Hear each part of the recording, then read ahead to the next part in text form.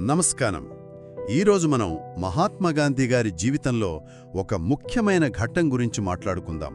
అదే ఆయన ఇంగ్లాండ్లో ఉన్నప్పుడు వివిధ మతాలతో ఆయనకు ఏర్పడిన పరిచయం.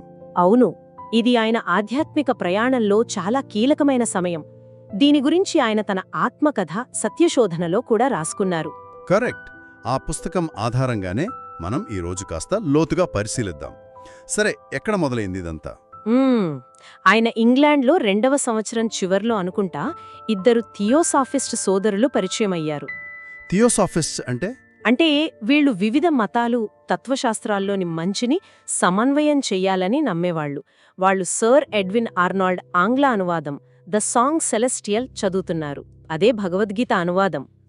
దాని ద్వారా గాంధీకి గీత పరిచయమైందనమాట. అవును. అంతేకాదు, అసలు గ్రంథాన్ని సంస్కృతంలో కలిసి చదువుదామని కూడా వాళ్ళు ఆహ్వానించారు. మరి గాంధీగారి స్పందన? అప్పటికే ఆయనకు గీత పరిచయం ఉందా? అదే అసలు విషయం. ఆయనకు అప్పటిదాకా గీత సంస్కృతంలో కాదు కదా, కనీసం తన మాతృభాష గుజరాతీలో కూడా చదవలేదని ఒప్పుకోవడానికి కాస్త సిగ్గుపడ్డారట. అవునా? నిజమే. అయినా సరే వాళ్లతో కలిసి చదవడానికి మాత్రం ఒప్పుకున్నారు.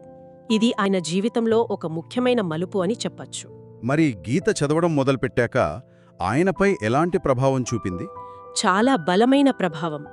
ముఖ్యంగా 2వ అధ్యాయంలోని కొన్ని శ్లోకాలు ధ్యాయతో విషయాన్ పుంసః అని మొదలయ్యేవి.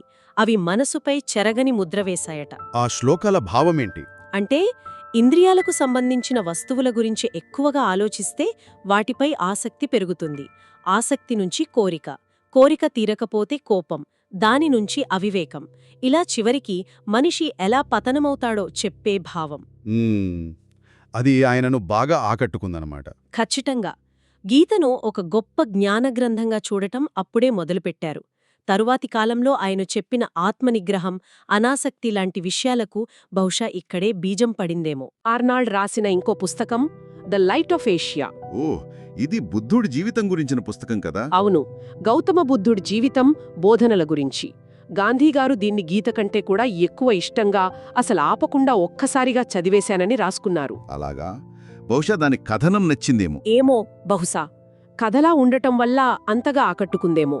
మరి థియోసాఫికల్ సొసైటీతో ఆయన పరిచయం ఎలా సాగింది? మేడం బ్లావాట్స్కీ, అనీ బిసెంట్ లాంటి వాళ్లను కలిశారు కదా? అవును, వాళ్ళిద్దరినీ కలిశారు. కాని అప్పటికే ఆయన ఒక నిర్ణయానికి వచ్చారు. అదేంటంటే, ఏమిటది? తన సొంత మతం గురించే తనకింకా పూర్తిగా తెలీదు, అలాంటప్పుడు ఏ ప్రత్యేక మత సంస్థలోనూ చేరుకోకూడదు అని. అర్థమైంది. అయితే మేడం బ్లావాట్స్కీ రాసిన కీ టు థియోసాఫీ చదవటం మాత్రం ఆయనకు బాగా ఉపయోగపడింది. అప్పట్లో కొందరు క్రైస్తవ మిషనరీలు హిందూ మతమంటే మూఢనమ్మకాలే అని ప్రచారం చేసేవారు కదా. అవును, ఆ పుస్తకం చదివాక అలాంటి అపోహలు కొన్ని తొలగిపోయి హిందూ మతం మీద గౌరవం పెరిగిందని గాంధీగారు అంటారు. ఇది ఆసక్తికరమైన పరిణామం. మరి క్రైస్తవ మతం వైపు ఎలా వెళ్లారు? దానితో పరిచయం ఎలా జరిగింది? అది కూడా యాదృచ్ఛికంగానే. ఒక శాకాహార భోజనశాలలో పరిచయమైన ఒక మంచి క్రైస్తవుడు బైబిల్ చదవమని ప్రోత్సహించాడు. ఓకే, సరేనని గాంధీ పాత నిబంధన అంటే ఓల్డ్ టెస్టమెంట్ చదవడం మొదలుపెట్టారు. కాని ఆదికాండం, జెనసిస్ తర్వాత చదవలేకపోయారట. ఎందుకని? ఆయనకేమో అది చాలా విసుగ్గా, నిద్ర తెప్పించేలా అనిపించిందట. చాలా మందికి అలాగే అనిపిస్తుందిలేండి. మరి కొత్త నిబంధన, న్యూ టెస్టమెంట్? అది వేరు. కొత్త నిబంధన, అది ముఖ్యంగా అందులోని కొండపై ప్రసంగం అంటే సర్మన్ ఆన్ ద మౌంట్, అది మాత్రం నేరుగా ఆయన హృదయాన్ని తాకింది. ఏమిటంతగా నచ్చింది అందులో? అందులోనే కొన్ని వాక్యాలు, చెడును ఎదురించవద్దు, కుడి చెంపపై కొడితే ఎడమ చెంప చూపించు లాంటివి ఆయనకు భలే నచ్చేశాయట. గొప్ప ఆనందాన్నిచ్చాయని రాసుకున్నారు. వాటిని గుజరాతీ కవి శ్యామల్ భట్ పద్యాలతో కూడా పోల్చుకున్నారు. అంటే గీత, ద లైట్ ఆఫ్ ఏషియా, కొండపై ప్రసంగం, ఈ బోధనలన్నింటినీ ఆయన ఒక చోట చేర్చి చూస్తున్నారన్నమాట. అవును, మీరు సరిగ్గా పట్టుకున్నారు. ఈ వేర్వేరు బోధనల్లోని సారూప్యతలను, ముఖ్యంగా వాటి సారాన్ని తనలో తాను సమన్వయం చేసుకోవడానికి ప్రయత్నించారని ఆయనే చెప్పారు. మరి ఆయనకు అన్నిట్లోకి ముఖ్యంగా కనిపించిన అంశమేంటి? త్యాగం, అంటే పరిత్యాగం లేదా రినాన్సియేషన్. ఇదే అన్ని మతాలలోనూ అత్యున్నతమైన అంశం అని ఆయనకు బలంగా అనిపించింది. ఇక్కడే మనం ఆయన అహింస, సత్యాగ్రహం లాంటి సిద్ధాంతాల పునాదులను గమనించవచ్చు. ఇవి కాకుండా వేరే ఆలోచనల ప్రభావం ఏమైనా పడిందా? ఇస్లాం గురించి గాని లేదా నాస్తికత్వం గురించి గాని? ఇవన్నీ గాంధీని ఆకట్టుకున్నాయి.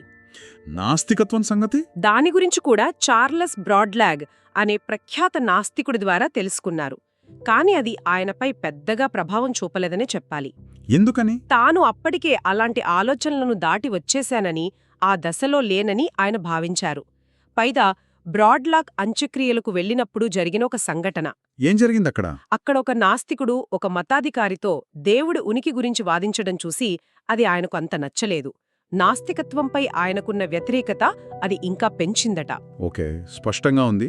మొత్తానికి చూస్తే ఇంగ్లాండ్లో గడిపిన ఈ కాలం గాంధీగారికి వివిధ మత విశ్వాసాలను శోధించడానికి, పోల్చుకోవడానికి, వాటి మధ్య ఉన్న సారూప్యతలను గుర్తించడానికి, ముఖ్యంగా త్యాగం యొక్క ప్రాముఖ్యతను తెలుసుకోవడానికి ఒక గొప్ప అవకాశం ఇచ్చిందనే చెప్పాలి. సర్వధర్మ సమభావ అంటే అన్ని మతాలను సమానంగా గౌరవించడం అనే గొప్ప సిద్ధాంతానికి బలమైన పునాది వేశాయి. ముగించే ముందు శ్రోతల కోసం ఒక ఆలోచన వదిలివెళ్దాం. గాంధీగారి యవ్వనంలో జరిగిన ఈ మతపరమైన అన్వేషణ, అది ఆయన తరువాతి కాలంలో రూపొందించిన అన్ని మతాలు సమానమే అనే ఆ విశాల దృక్పథానికి ఎలా దారి తీసి ఉండవచ్చు? దీని గురించి ఆలోచిస్తూ ఉండండి.